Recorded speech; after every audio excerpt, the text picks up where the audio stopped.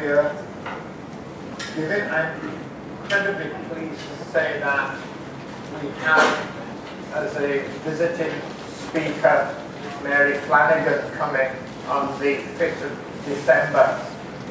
She's the first, or the inaugural chairholder of a distinguished professorship in digital humanities at Dartmouth. She's an artist, designer in realm of digital technology, and she's also a key speaker, key in terms of how she writes and reflects upon her activities.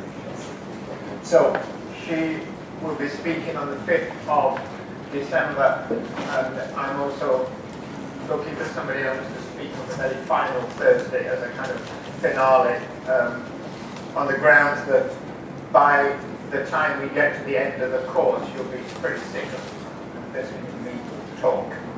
And I think that we bring in different views into this project. Important. Now, I also want to say something about my lectures.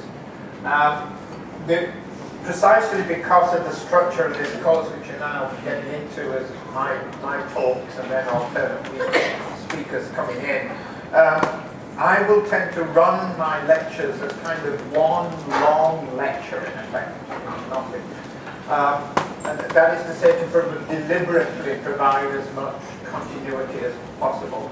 So you will increasingly find that the lectures will not simply deal with the readings of that week, they will touch upon themes and readings across weeks. So the readings no longer quite align with the lectures, the readings are there to kind of build up gradually a body of understanding and to offer you a whole series of resources for thinking. There are loads of chairs in the middle here.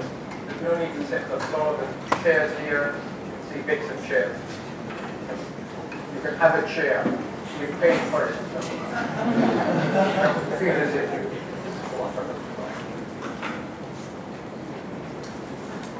And also, what you will find me trying to do is to try to sort of interlace in both the theme that I am gradually working through these lectures, which is kind of a move, as we said, from technology through to the artificial, through to the condition of designing. But also, you will see me try to stitch in some ways, often inadequately, the talks that have been given the previous week. And you'll see this now in the lecture now. So I do ways of trying to sort of connect. I was struck by very much by this comment, which I doubtless transformed in my own mind, which comes from the first interview with the astronomer from the film Hiding in the Light, which Ed showed, where the astronomer is talking about how we normally see things in the past, from the past. Everything is always past. And his notion that the present doesn't exist, that in a way the present is the most artificial thing. And I think that today, above all, today being, I mean this term politically today, we should really think that. We should think the thing that we take most for granted, the present, is in some senses the most artificial thing. We could say that the most bizarre aspect of our time is that we are only in the present.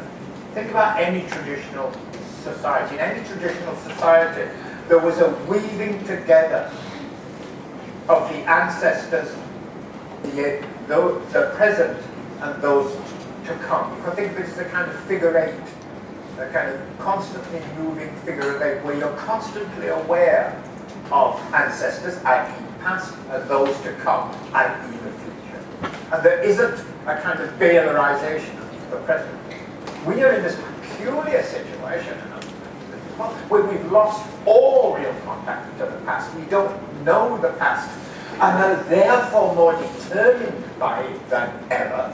That's the irony. We don't know the past. We think we're out of the past, and yet we're determined by it. And at the same time, we appear to have lost the future. The future now being anything which is qualitatively other than what we have. So all we could do is to kind of perpetuate the present. I think this is a strange, possibly even pathological condition we're to be in. And so I seized upon, unfairly probably, that comment that the astronomer said, but says that speaks to our knowledge. That we have to begin to see that that which we take most for granted, most obvious, is actually the most artificial thing, the weirdest thing. That our present is very strange in its present. Okay. So let's try and I'll try to talk. And I wrote this lecture as I wrote it in the slides. So there isn't almost a lecture separate to the slides. I was working out what I wanted to say as I put the slides together. I had a crisis with my computer this week. Now, last week I spoke about technology as framing, and in effect about the framing of technology by our often confused expectations as to what we want and what we need from technologies. He asked about the ways we try to use technologies to understand the world, and then he showed us that these turn out to be unstable and often reliable means of understanding. For example, or the Antonioni film he showed. Reality eludes or evades, and the ambiguity increases, not decreases, when we move from the natural to the human world, and to the intersections of both with our understanding. So we desperately want to understand the world. We create technologies to understand it, but these are actually peculiar.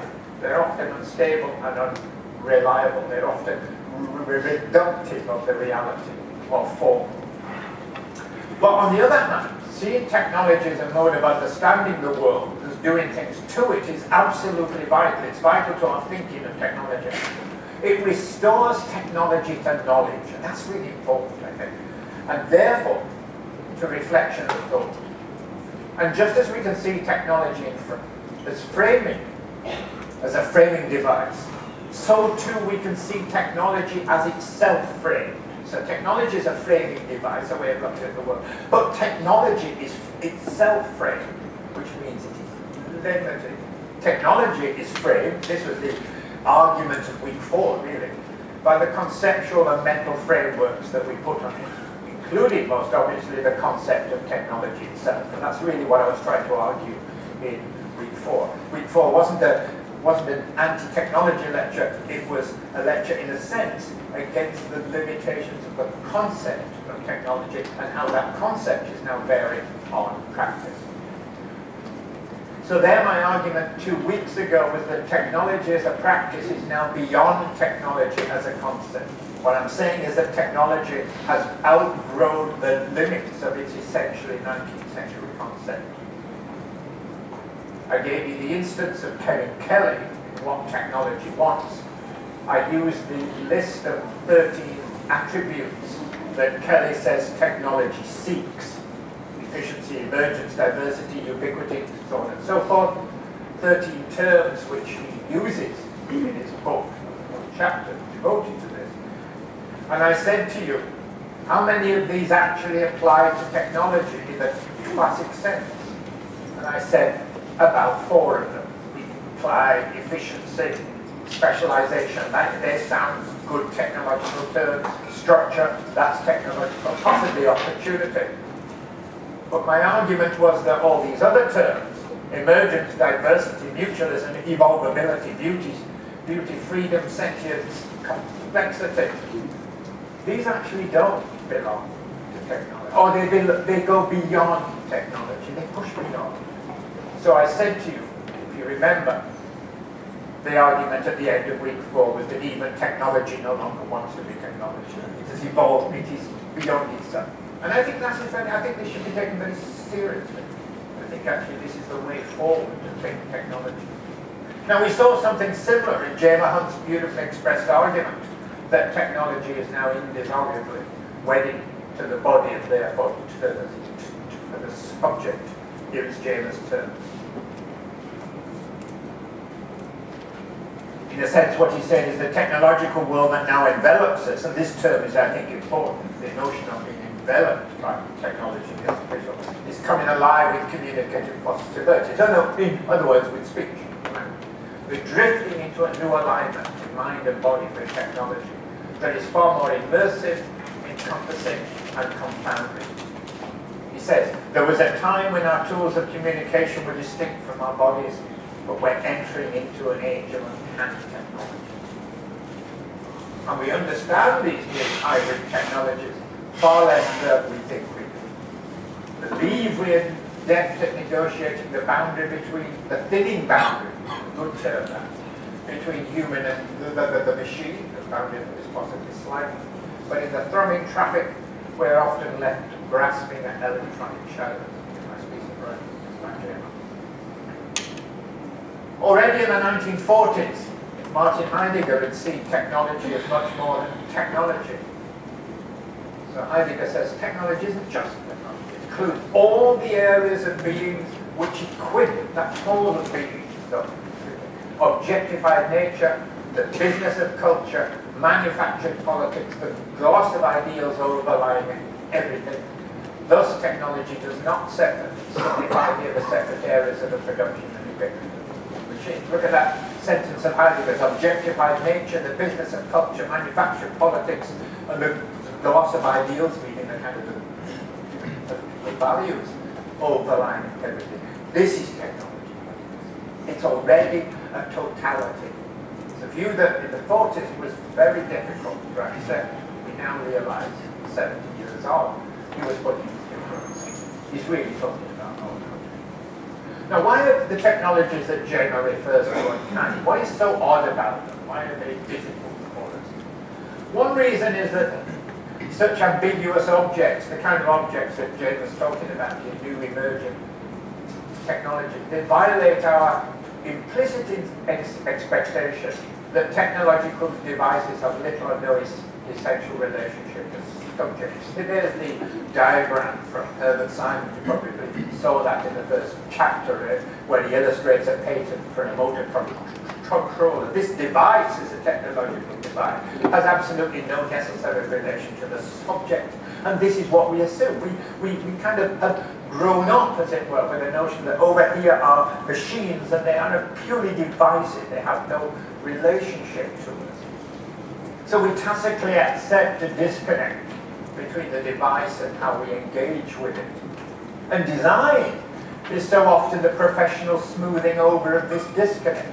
The more we make devices as objective things, the more we actually need their subjective interface becomes more and more important. Otherwise, they become, we feel them as totally hostile to us. The only way to make these objects kind of, to sort of ameliorate their offensiveness is by kind of smoothing over their kind of alienness, the alien mechanical.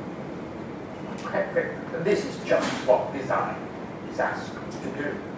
That's why, from a technological viewpoint, what design does is just totally irrelevant. Look, all design does is package. You know, the engineer has done the hard work, making the typewriter.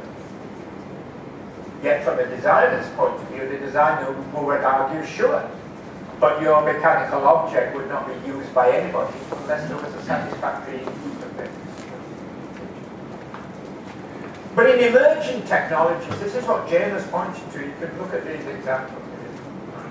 This disconnect of inner and outer just disappears. There is no longer that. They're kind of folded together in peculiar ways. There's some seats. Somebody wants some chairs. Well, they're coming up from. Language and technology are in a continuum. They do not belong to different realms. Habermas, as late as the 1980s, is arguing language is over here. Technology, work is over here. There are two distinct realms in the world, Heidegger says. Habermas says. One is the world of discourse, one is the world of instrumental action. They shall never meet. Theoretically should never meet. Fortunately for Habermas, they do meet. People do make them. Nowadays, they're folded together, which means that we have to think otherwise. It means that we can no longer think just interaction without technology, and even the whole realm of language, you can't think it without technology, you can't think technology without language. Now, does all this change our relation to technology, and at the same time change the status of technology? Basically, of course, my answer is yes to both of those. We've previously accepted the exclusion of the subject from technology as a price of power. Take ourselves out of the equation of the atom bomb. It's possible to build the atom bomb, but it's a kind of Faustian bargain. Yet even when the subject was nominally excluded, we were aware of subjective consequences. That little reading from Adorno I gave you, which I think is a gem of a reading, Adorno gets to the point here. He begins from tiny issues. Technology is making gestures precise and brutal, and with the men. That's his point. That technology is brutalizing us. Not in a sort of existential, in an actual sense. It is entering into us, not in some sort of existential sense up there in us. He uses a tiny examples. Doors. The ability is lost, for example, to close a door quietly and discreetly. Those of cars and refrigerators have to be slammed. Others have the tendency to snap shut by themselves, imposing on those entering the bad manners of not looking behind them, not shielding the interior of the house which receives them. You might almost think that there's a little bit of sort of affect, bourgeois affect, a kind of nostalgia for a 19th century world, but not quite, no. Adorno's got his finger a little bit harder on the edge there. The new human type cannot be properly understood without awareness of what is continuously exposed to from the world and the things around it, even in its most secretive innovations. And then the proof of this, which all of you have experienced. Which driver is not tempted merely by the power of his engine to wipe out the vermin of the street, pedestrians, children, who can say above all cyclists. Is this not true? Have you not all nearly killed the cyclists? Of course you have. You'll guiltily laugh. No, you have. You know that, as Adorno said, merely by the power of an engine to attempt to murder us. And Adorno further notes, remember one of those other asides in Mineralia, the loveless disregard for things that eventually turns against men too. This is actually very powerful. Adorno is actually trying to put his finger on a condition of our psychology. So, and this is all very close to the kind of thing that Jean Lanier was saying, as I did you with that PowerPoint related to this thing. Technologists don't use persuasion to influence you. We make up extensions to your being. These structures can in turn change how you conceive of yourself and the world. And Lanier says we do this below consciousness, remember, that they enter below your thoughts. We do not seek to persuade you by rational argument. No. Don't do it straightly directly. We get in, if you like, under your defenses. And indeed, we begin to find these structures change how we conceive of ourselves and the world. And the trouble is, it's very hard for us to reflect how they do. How can you reflect on something which is structuring you unconsciously? How do we grasp how we have been transformed, whether for good or ill, or probably both at once? Remember that this actually leads Lanier to posit that reductionism is endemic to technological apparatuses. Look, in a sense, what Lanier is hinting at here, doesn't quite come out and say it as far as this, is that where technological apparatuses would like to make us over in their image. In a sense, they wish to make human beings as dumb as they are themselves. Now think about that, actually. Think about that. I think that's a more sort of profound statement than one might think.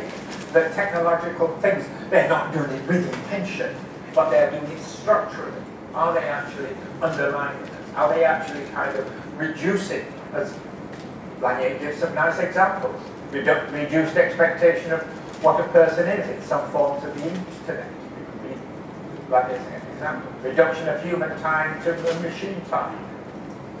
Reduction in the potentiality and possibility of how we act by the use of efficient enabling systems which facilitate but which extract a qualitative price. And he gives other examples. You could read through Lanier's text. It's worth reading just for those reasons. In a similar manner, it's led the philosopher Giorgio Agamben to argue that the apparatuses that rule our lives today less facilitate or engender subjectivity than they in fact desubjectify. Agamben says historically, apparatuses that human beings have made, everything that is artifice, has worked to create subjects, to subjectify. But today, he said, are they working to desubjectify? This famous essay. He who lets himself be captured by the cellular telephone apparatus, and Agamben hates the iPhone, cannot acquire a new subjectivity, but only a number through which he can eventually be controlled. And I'm sorry for this illustration, but I found it when I typed in couch potato. I just couldn't resist it. I just couldn't resist putting it here. It was too good. It made me laugh. The spectator who spends his evening in front of the television only gets in exchange for his desubjectification the frustrated mask of the couch potato, or his inclusion in the calculation of viewership ratings. Things then are active indeterminers, often in ways that slip below consciousness. Heidegger understood it in this way. Look at Heidegger's statement, it's very powerful. Technology, as the highest form of rational consciousness, and lack of reflection belong together. That's the key word. You could pull the key terms out of this long sentence. Technology is the highest form of rational consciousness. Heidegger's been somewhat ironic here. I really think it's the highest form of reasoning. And lack of reflection belong together. In other words, what technology engenders is lack of reflection. Hence, this could be said to be the real danger of technology. It's not the material side of technology which is the true danger. The argument would be that it engenders a lack of reflection. There is a, sorry, this translation from Mac to PC has thrown out spacing. It was better spaced. I'm not that bad at doing these slides. There's a famous line in Heidegger says that worldviews gives to things their look and men their outlook. Heidegger uses this in his essay called The Origin of the Work of Art.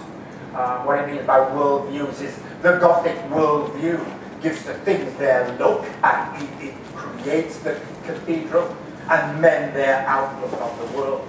The Empire State Building, if you like, is the worldview, the expression of the worldview of dynamic American capitalism. It gives to things their look, the peculiar form, the dynamic of American capitalism is expressed in there. And it kind of gives to things their look and then their outlook. But we could change this by rewriting and say today it is that things are better apparatuses that give to men and women their outlook. So in other words, worldviews have been eclipsed by technology, or we could say technology is our worldview. And this is its potential, this is its possibility, and its dangers simultaneously. This means, and I take it that this was one of Ed's fundamental points last week, that apparatuses frame our ways of viewing the world. And it's not just that they frame the world, but they embody or ensnare or entwine us within the worlds they actively create. This is a little shot from the film, the Antonioni film, below up here. Has David Hemmings really seen a murder? Is this really a dead body on Hampstead Heath? He's not sure. As he is then, as it were, his mode of representing, framing, viewing the world ensnares it into a narrative that he's never quite sure has actually happened. So this notion of technologies framing the world and embodying, at the same time, embodying, ensnaring, entwining us within the worlds they create. And this is true of even apparently benign objects or apparatuses. Here's one of my shoes. no, one of my favorite objects is an underground diagram.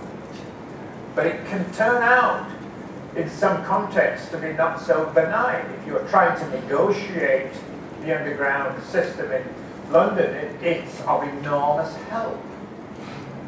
But if you were to try to use it to geographically navigate, to walk across London, for example, you might get it completely wrong. You might even get it wrong if you actually wanted to use it for the underground system. Look at this here. Here is Bayswater, here is Notting Hill Gate, here is Queensway. It is logical if you're a tourist to London and want to go from Bayswater to Queensway, you would get on the District or Circle line, go southwards to Notting Hill Gate, you would change there to the Central line, you'd go to Queensway. It would take you 12 minutes, 15 minutes probably to navigate. If we look at the geographical map, Bayswater and Queensway, they're actually 300 yards apart. You can actually see one station from the other. So there is a lesson to you. If you go to London, do not think that the London Underground diagram is geographically accurate. When I was a child and went to London for the first time, I had a very sad experience. I had seen the London Underground diagram. I was very interested as a child in railways. I was about 7 or 8. I thought, wow, they are so intelligent in London. They have taken advantage of the fact that these are underground lines, and they have made them all straight. This is just brilliant. And so I go to London and I go to the Tube for the first time, and what do I find? That it's got curves on it, but it's not. That was my first lesson in disconnect, you know, the things did not there. I still remember the sadness that these weren't in perfect straight lines. Hence my happiness to New York, to realise that essentially the 4, 5, and 6 actually do run in a straight line. Here, straight up, lovely. At last. Now, there's a general lesson here, which is one that Ed was trying to teach us last week. John Walker, in his superb analysis of the London Underground diagram, the best analysis of a designed object that's ever been written, has this lovely line in it. There's a general lesson here. No representation tells the whole truth about reality. Every representation is partial and selective in what it depicts. Every picture conceals as much as it reveals. Fabulous statement. You should always remember that. In representation, there's no free lunch. You can represent X, and almost certainly you will lose Y. Every representation is partial and selective. Every picture conceals as much as it key sentence. On the other hand, we know that in practice, we're a bit more, a moment's reflection allows us to deal with this condition with the London Underground diagram. We apprehend simultaneously both the truths and the untruths of the diagram. And in any case, we realize this isn't really not merely a picture, it's principally a mental tool through which we navigate the system. So we actually come to some smart human understanding of what we are presented with. This is an echo of Simon's point that one of the purposes of design, increasingly so in the future, will be as a mode of knowing the world. But where knowing is less picturing than it is understanding, and I think this is going to be one of the kind of key things that emerges in the next 5, 10 years, that we use designing and technology as ways of comprehending the artificial world that we have created, understanding that which we can barely understand in look at anything. So in a context like this, design is less simply picture or tool than it is the means of understanding that which we have made. And I want to put this point forward. This is going to be key for as we go forward. That design itself is a means of understanding. In this case, of understanding how it is that we can grasp this man-made system so that we can navigate it. That's its ostensible purpose. But the wider thing that interests me here is this idea of design as itself a means of understanding of that which we have made. That which we have made, but we almost cannot grasp. So put like this, design, the LUD, is a design for understanding the artificial. It's design understanding the artificial through the tools of design. Now I think we get into where design can be a bit explore this in the next lecture. A map can map nature, but perhaps only a design can map the artificial.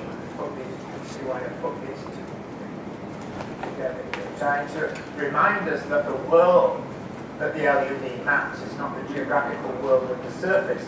It's actually this fabulous, which is a woodcut illustration of the 1920s. Talk about anybody who's an information designer who wants to look at this. The amount of information that was managed to be conveyed by this brilliant illustration. Absolutely superb. But a different world, I know. Why only a design can map the artificial is because the diagram, and to some extent all the diagrams, what they really are complex mediations between an objective system and the subjective needs, in this case of travelers or the person who is trying to understand that system. So all diagrams are complex mediations between the system and subjective needs. So we have the subjective needs of travelers on one side. We have the objective fact of the underground system on the other. And what the London Underground diagram has to do is to merge both of those two. It has to lock them together. If it only pictured the underground system, it would be hopeless, because the system would be too complicated. We wouldn't be understanding it. If it was purely subjective, it would equally have no value, because it would not have enough objective, factual quality to allow us to navigate what is, after all, in the end, an objective system. So, the diagram is a mediation. So the diagram uses one technology to map another, and at the same time it posits a way of dealing with or negotiating with technology or with technical systems. So there's a play here of technical systems. Technical systems used to actually map technical systems. And actually at the same time, and where design succeeds in doing this, is that because it can both map the technical system and link it to subjective needs at the same time. The geometrical network is at once an adequate, if artificial, representation of the system, and something which appeals to mind. We understand geometry is, after all, a projection of the human mind. So geometry links to us. It's a way of dealing, in Ed's terms, with the landscapes and timescapes, human and non-human. This term I took out of the lecture, what I did misrepresenting everything. So it's a way of dealing with the landscapes, human and non-humans, of the literal artificial world of that technology. And the LUD succeeds, in effect, by finding a code that is adequate both to the subject, the traveller's world, and the artificial world of the underground system. It makes a kind of adequate, if not a perfect relation, it's imperfect either, but it is adequate enough. It is good enough, and that's all that matters.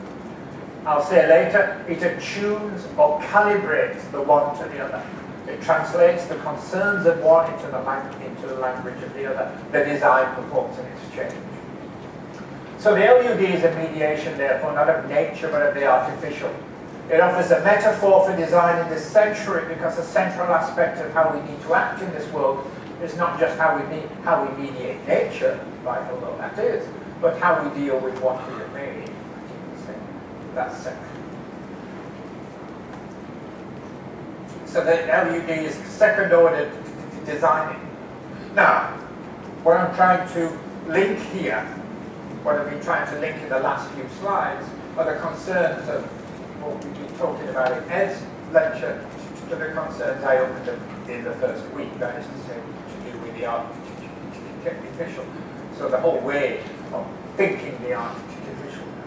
So what I'm suggesting in this talk is that the binding or the implication of subjectivity in technology has always been in effect, even when it's been denied. To think technology today is to have to think it not as technology, but as the artificial. in the sense of that which is now absolutely bound to the subject, which now forms world and is the effective horizon, medium and prime condition of our time. Those three words, all those three words are definitely important. Let's begin again with the issue of the artistic tradition. Go back to these slides, which are short. Okay, just start into this question of the artificial, and then I'll take it up again next week. Remember these three slides that I showed you? Artifice as central in the first slide, but tiny in the red dot, has been taking on a kind of logarithmic expansion in the Industrial Revolution, where, in a sense, the God's vanished nature is pushed to some extent to the outside. Human life expands within that sphere of the industrial and of the artificial, and now we arrive at the future, where we are now, the age of the artificial.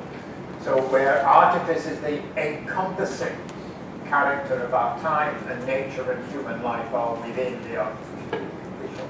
Obviously, this is a character. To remind you of a few points, artifice up until 1800 AD is central, relatively rare, but symbolization and cultivation, those aspects of the artificial are very highly developed. So artifice in two of its three spheres is not necessarily restricted by production. Two key points had to be understood here. Now we must remember these 2 points carry through. The first is that making has always been revelatory to humans. Now I want to really restate this. The way that things are a revelation to ourselves as creative and independently working agents, and of the world as a medium which we are able to transform. And I think we must remember that. Rawson's insight does not stop at ceramics. It doesn't stop at compact objects. It's fundamental. All our artifice is doubly revelatory to us about ourselves and about the world. The second is the obvious but necessary point to say that limitations of production do not necessarily mean limitations in the complexity of what is made. The collective interaction of mind, sensibility, and cutting-edge innovation in the Gothic cathedral is as acute as in any current product of Silicon Valley or of NYC. Acute daring, terrifying daring in a way. So just keep that in mind. Those two things are extremely important. On the other hand, human life is materially limited. This is John Kane, the Financial Times, only a week or two ago. Imagine a world in which the only power available is provided by the physical effort of humans or animals. A world in which artificial light is costly and poor quality. A world in which most people spend their whole lives within a few miles of where they were born, and most goods must be consumed within a few miles of where they were made. Women must spend almost all their time on mundane domestic tasks, fetching and carrying water, creating heat for the home, and for cooking, making, repairing, and washing clothes. That was how most people lived before the scientific and industrial revolution in many parts of the globe. It is still happening. Just a reminder there that life is hard without technology. The stupid argument that says that things like washing machines and vacuum cleaners are enslaving women into domesticity is a completely stupid argument. It's liberating. And anybody who thinks otherwise should try doing hand washing, brushing the carpet by hand, just to try. The amount of physical effort in hand washing, the sheer exhaustion of doing washing. Try it and then take it home. Now, industrialization then.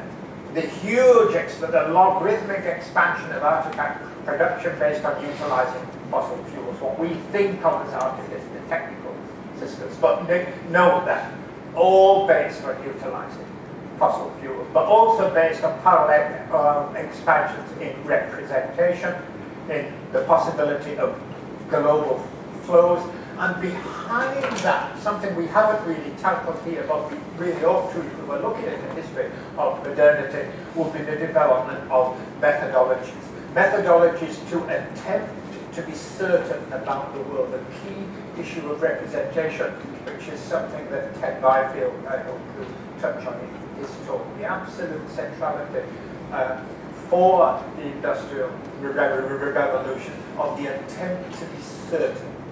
Almost, you could say, bourgeois life is based on that notion, the attempt to be certain, in order that, such that one can calculate and be certain in one's calculations. So methodology, measurement, precision, very, very important. They are the underlying basis of the Industrial Revolution. One reason we will see in a second why the artificial poses such a colossal challenge. So Industrial Revolution, the factory world, here is Manchester as early as the 1820s, the factories sketched by Schinkel in the 1820s. Production, thing, natural thing, not thing, natural and man-made, the equivalents, not the equivalents there, the equivalents of those hogs, and in this case frames for trucks, the same thing, the general equivalents of commodities, Marx would call them. Thing becomes object, becomes product, becomes commodity. And you might well see a fourfold reduction there. You could probably add in a fifth term there, which will be sign. Thing becomes object, becomes product, becomes commodity, becomes sign, and becomes sign. Commodity. The reduction is nature, things, and eventually persons converted into what Heidegger calls the standing reserve. That is to say, things lose their there-ness for themselves and become simply objects. The Black Forest, Heidegger says, is no longer a forest, it's a standing reserve of timber. The Rhine is no longer the Rhine, as it is evoked in the poem. It is there for the hydroelectric industry. It is there for the barge traffic industry. It is there for the tourist industry. It is not there for itself. In the end, people too are not there for themselves. You are there to be disposed of. In the First World War, for example, England, France, and Germany, Russia, Austria, you were compelled into the armies. You were sent to the front to be massacred. You were to be disposed of. The standing reserve. And waste, including human waste, is a necessary byproduct of an economy that demands consumption but cannot reckon cost and consequence. Again, Heidegger, not a happy man. But what a statement. The labouring animal is left to the giddy world of its products so that it may tear itself to pieces and annihilate itself in empty nothingness. You can't get a much more savage indictment of consumption than that. I always think of the H and N story. But it's now our own world, I argue, the age of the artificial, with 1945 to 2005 being a kind of transition, but we're now transiting to an artificial, to the epoch where the artificial becomes the horizon, medium, and determining condition of our existence. Nature now confined, in a sense, to being repressed. So the world becomes artificial, and living in one of the world's most artificial cities, of course. And nature is reduced to the return of the repressed. Here is New York, almost 12 months ago. Or the lower Manhattan, plunged into darkness by the failure of a single substation, electrical substation.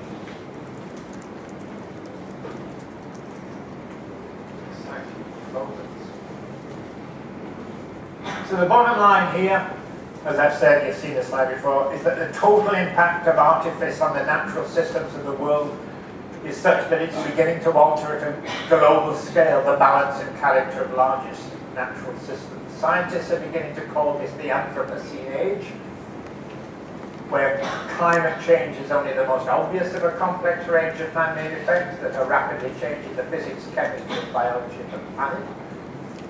So, back 2004, when they began to define this.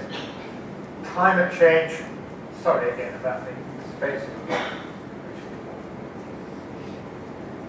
the extreme danger of climate change. Reports this week. And then generally speaking, the world becoming artificial. If you've read Simon chapter 1, you will find in Simon that he began to see the artificial. And very importantly, Simon began to see the artificial as covering three realms. Obviously, technical systems and artifacts. Simon instances air conditioning, that we all actually live now within these artificial systems. But also the realms of symbols, language, and representation, which Simon also sees as technology. Moreover, for most of us, the white-collared ones, the significant part of the environment consists mostly of strings of artifacts called symbols that we receive through eyes and ears in the form of written and spoken language, and that we pour out into the environment by mouth and hand. The laws that govern these strings of symbols, the laws that govern the occasions on which we emit and receive them, the determinants of their content, are all consequences of our collective attitudes. And he also says, equally artificial is much of nature as well. He says, one may object that I exaggerate the artificiality of our world. Man must obey the law of gravity as surely as does a stone.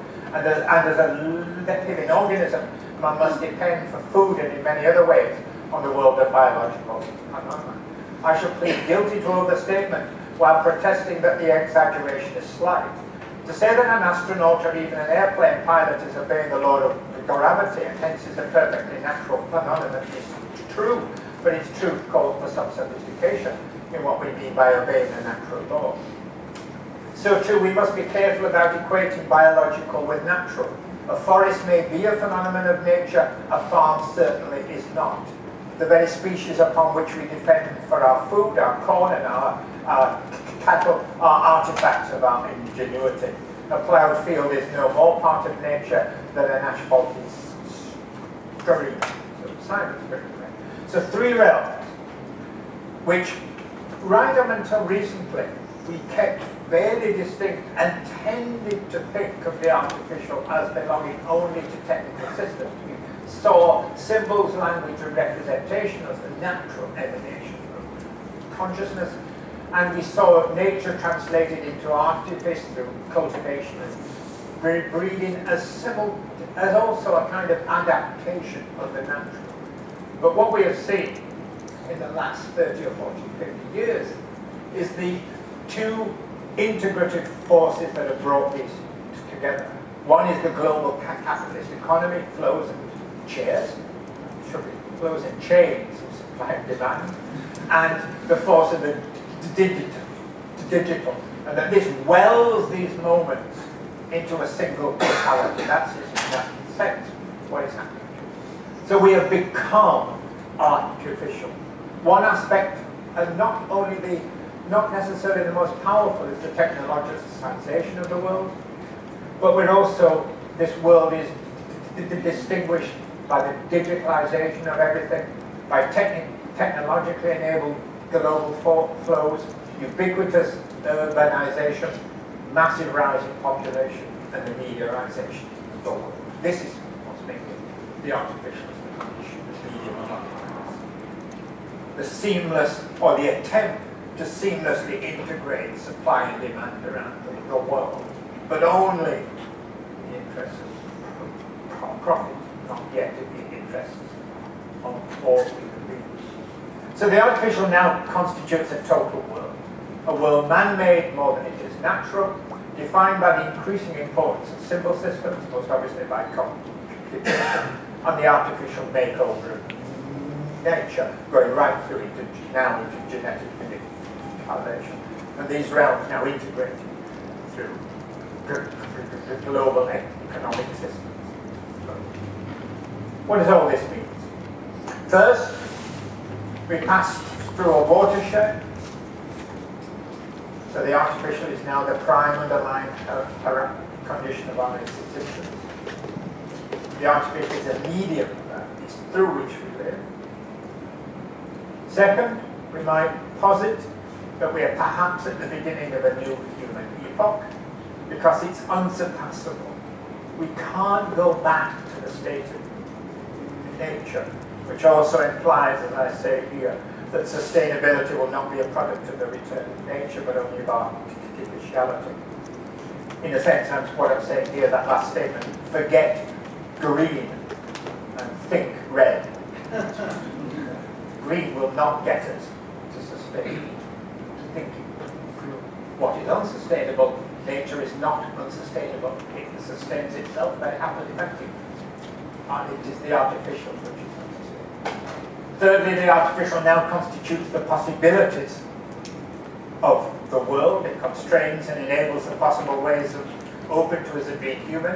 It sets limits to and enables how we can be in terms of how we live in the world, how we literally, to use another Heidegger term, how we dwell in the world. And that word now takes on, I think, a new significance. It's not just a kind of nostalgic statement. It's how do we dwell in the world? Well, and notice this last point in terms of implication. Limits of human action are not set by confrontation of will and nature, but by how active subjects reflectively engage and negotiate with the artificial. Previously, we saw nature here as that which is ultimately kind of outside us, indifferent to us. And the action we took in relation to nature was to dominate it. It was will, sheer force of will kind of changed nature. But now we're dealing with the artificial world, which is ours, which requires a different. We are required to reflectively engage and to negotiate with it. I think we have gone beyond, no one hopes we have gone beyond the notion of will, simply will and domination. So, argument, this changes everything.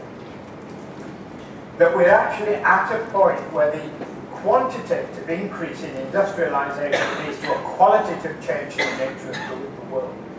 So we've passed, in my view, from industrialization to the artificial, where it's not just incidentally artificial, our world is. Now, the most contentious part of this argument is that the artificial usurps nature. That I agree. People always want to argue with me about that. I think it does. It is definitely the debate here. The system should think it does, because it enables our thinking. But I want to focus on the next weeks is the way that the artificial opens new possibilities for us, which are not just technical in the sense of more of the same, but are qualitatively other to what we now think. I'm going to argue that the world as artificial puts into play new dangers and new possibilities, what I'll call defuturing and refuturing, that it objectively forces radical changes in our thinking, and that it forces equally, that it equally radically changes our views of what design can and should be. So nothing remains the same quite. And I will focus on two moments, particularly those of no law and of configuration and of mediation. I will just very briefly take you through some points, which I'll then leave you at the edge of the question of mediation. One argument here, which is one of the most fundamental arguments, I think, and I mentioned this in the first week, but I want to expand on it now, is that under the artifice, we're in a condition without certainty, the condition of no law. Before artifice, we needed law, God's law, the law of the gods, natural law. That was the way we understood to understand the laws of the world, was to have power. But in the artificial, there is no law. Doesn't this mean that we live in chaos or in the realm of possibility?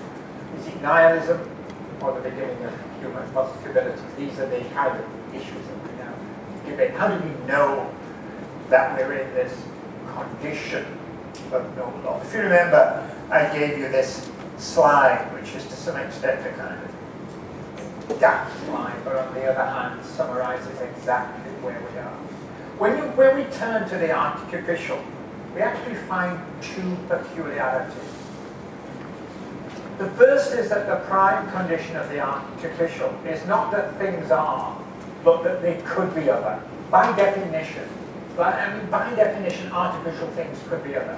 There is no absolute what is, which means there is no law.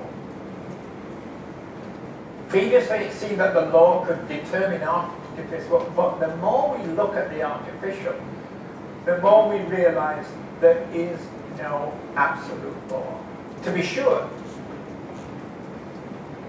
things which we call artifacts are not in part from nature, as Simon said. They have no dispensation to ignore or violate natural law. But that which cannot ignore or violate natural law, as these chairs cannot, none of these chairs can be, cannot themselves be subject in their configuration to law. While each of these chairs may obey in detail natural laws that pertain to the forming of timber or to the bending of metal, in their configuration they obey no law. So no ideal chair can exist. No law of configuration of chairs can exist. In artifice, therefore, there are only instances of things. So all things are instances, and therefore all things are possibilities, not just actualities. The artificial is therefore an array of possible configurations, propositions about what could be. So all artifice has the character of a proposition, the exploration of the possibility of what an X might be. Design things, systems, codes, therefore inhabit a double condition. They propose themselves as real and as a question. This sounding two things at once. Now, we are used to objects as real. I think I gave this instance when we spoke about it before. We want our 747 to be real when we find it. But in fact, the very condition of the artificial is that things could be other. All objects are therefore propositions concerning what things might be. They contest, argue, force us to think about what things might be. And therefore force us to think about the very idea of possibility itself, because now we are in possibility. It is not just that possibility is a possibility, if you see what I mean. Possibility is us. We are in possibility. We have to think. So, three further implications. Potentiality replaces what is. We also realize that we ourselves are potentiality. We are not a what is. We have grown up. Humans have grown up, defining themselves first and foremost under a set of categorical terms: English, Chinese, black, white. But in fact, we realize that those terms that attempt a what is definition are actually merely themselves artifice. The category man, woman, black, white. Those are not natural. Those are artificial. They are subject to the same law of potentiality, the same law of question. Human beings, then, are not, because they don't have a singular identity. They are, we are, as we are in our potentiality. What again that beautifully calls whatever being. We are as we are as we are. That is how we are in our potentiality. That is what human beings are. The potentiality to be. We are not primarily an identity. Any identities become secondary. Identities are simply the passport you happen to hold. What is my identity? English, where else? Sort of Yorkshire, by identification as my birthplace. American, resident, uncertain possible citizen. What am I? I am nothing in a sense. I don't have question. What is it? It's a peculiar identity. So the possibility, so potentiality, the possible is the negotiation with the actual, and the need for mediation. I'm going to finish on very quickly. I promise you I'll finish in 2 seconds. Just want to leave you with a thought. Why mediation? Mediation, because we have to deal with the most striking aspect of the will become artifice, which is that the artificial might be the object of our destruction, our ability to inflict death upon ourselves, curious ability, almost what Christopher calls our passion for death, or our possibility to defuture ourselves. This is Tony Fry. We no longer live in a condition where our future as a species can be assumed, which is a unique historical condition, which means we have a new historical task, which means that we have to seek to bring the future into being by careful cultivation, because this is the danger of the destructiveness of what we have created. Without bringing the future into being, then this Sex Pistols got it right in 1976. We are still dealing with what they challenged us.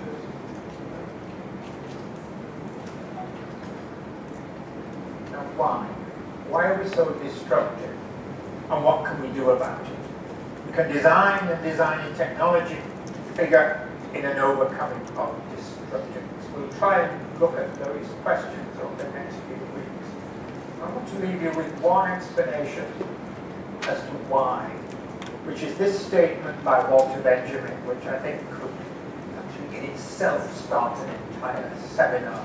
The end of the essay Work of Art in its Age of Mechanical Reproduction, in the epilogue that Benjamin devotes really to thinking about war, really, which is why almost nobody reads the epilogue, but in my view it's one of the most important parts of the essay. And it has this very important sentence: the destructiveness of war furnishes proof that society has not been mature enough to incorporate technology as its organ, and that technology has not been sufficiently developed to cope with the elemental forces of society. Look what Benjamin is saying. He's saying that we have created a technology, but that we have not truly internalized that technology as ours. Because we have not truly internalized that technology of ours, so that technology reacts back destructively. What Benjamin is pointing to there is the fundamental non-relation, or the fundamentals of a relation between ourselves and what we have made. And Benjamin's point is, as early as 1935, that this has hugely destructive implications. Follow, therefore, that overcoming destructiveness is somehow overcoming this gap.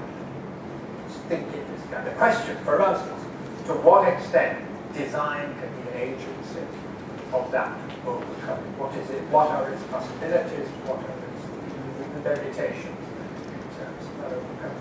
Okay, thank you. I apologize for this being a long lecture.